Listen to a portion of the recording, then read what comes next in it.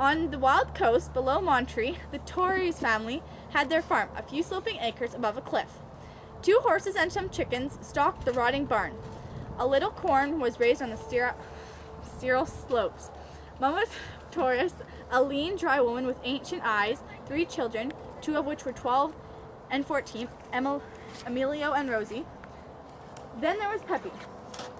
He was a kind, affectionate, gentle boy, but very lazy. Pepe, I have labor for you. Yeah.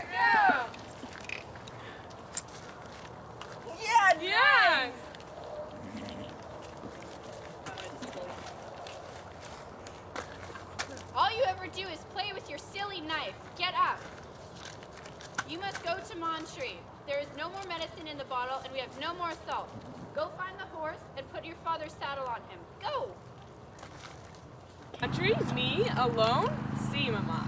Don't think you will get any candy. There's only enough money for salt and medicine. But will we put the hat band on the hat, and may I borrow the black handkerchief? You may have the hat if you make sure to hurry up. And you may wear that black handkerchief if you promise to take it off when you eat so it doesn't get dirty. See, Mama, I will be careful. I am a man. A man? You're nothing but a peanut. Well, here is the money. This is for the medicine and salt, and this is for a candle for your father's grave and candies for the children. Now go. Adios, Mama. I am a man. He is becoming a man. It will be nice to have a man in the house again.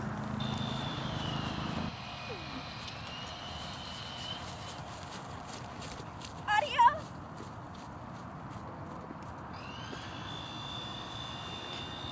Later that night, Pepe returns home. Mama Torres is surprised because he is supposed to stay overnight at a family friend's. Pepe, is that you? See, Mama. Did you get the medicine? See, Mama. Okay, go to bed then. Why are you standing there? Did you have wine? See, Mama. Well, go sleep it off. Light a candle, Mama. I must go away into the mountains. What? Pepe? Are you crazy? I am a man now, Mama. A man said names unto me I cannot allow. He told her in a tired monotone, told her everything just as it had happened. A few people came into the kitchen of Mrs. Rodriguez. There was wine to drink. Pepe drank wine. The little quarrel. The man started towards Pepe. And then the knife. It went almost by itself. It flew. It darted before Pepe even knew it. Go wake up your brother and sister. We must get you ready for your journey. Come, Rosie. Come, Emilio. Mama says we must rise. Emilio, hurry and go fetch the horse for your brother. Hurry! Here is your gun and your medicine. Remember, there's only 10 bullets left. Ride quickly into the mountains and do not stop, even until it's dark. If you see any strangers, be sure not to speak to them. See, Mama.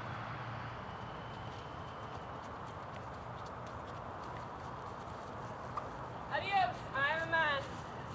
Our brave, our beautiful, our protector, he is gone. No. Oh! When did Pepe come to be a man? Last night, Monica tree. He's on a journey. He may never come back. Is he dead? Do you think he's dead? No, not yet. Pepe rode on through the pass. His little eyes were nearly closed with weariness, but his face was stern, relentless, and manly. The high mountain wind coasted, sighing through the pass, and whistled on the edges of big blocks of broken granite. Pepe drank from the bag again, for the air was so dry that it crusted his nostrils and burned his lips. He put the horse down the trail. Pepe looked up to the top of the next dry, withered ridge. He saw a dark form against the sky, a man's figure standing on the top of the rock, and he glanced away, not to appear curious. But when a moment later he looked up again, the figure was gone.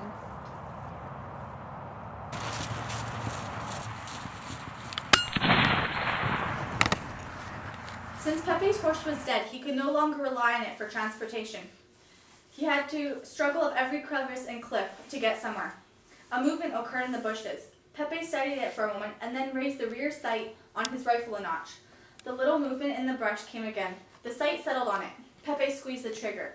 The explosion crashed down the mountain and up the other side and came rattling back.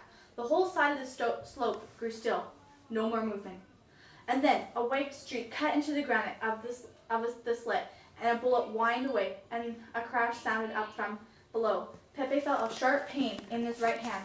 A sliver of granite was sticking out from between his first and second knuckles, and the point protruded from his palm. Carefully, he pulled out the sliver of stone. The wound bled evenly and gently. No vein or artery was He cut. crawled in the general direction of the ridge peak, zigzagging for cover. The deep cut between his knuckles began to throb. He crawled close to a rattlesnake before he saw it, and when it raised its dry head and made a soft beginning whir, he backed up and took another way. He crawled desperately, and when the patch was reached, he wriggled in among the bushes. The trail behind him was empty. In the gray light, he struggled up the last slope to the ridge and crawled over and lay down behind the line of rocks. Below him lay a deep canyon exactly like the last, waterless and desolate. There was no flat, no oak trees, not even heavy brush in the bottom of it. And on the other side, a sharp ridge stood up, thinly brushed with starving sage, littered with broken granite. Strewn over the hill there was giant outcroppings, and on the top the granite teeth stood out against the sky. He sat and dragged his great hand into his lap and nursed it, rocking his body and moaning in his throat. He threw back his head and looked into the pale sky. Pepe bowed his head quickly. He tried to speak rapid words, but only a thick hiss came from his lips. He drew a shaky cross on his breast and with his left hand. It was a long struggle to get to his feet. He crawled slowly and mechanically to the top of the next big rock on the ridge peak. Once up, he rose slowly, swaying to his feet, and stood erect. Then came a ripping sound at his feet. A piece of stone flew up, and the bullet droned off into the next gorge. The hollow crash echoed from below. Pepe looked down for a moment and then pulled himself straight again. His left hand fluttered helplessly towards his chest. The second crash sounded from below. Pepe swung forward and toppled from the rock. His body struck and rolled over and over, flailing towards his fate.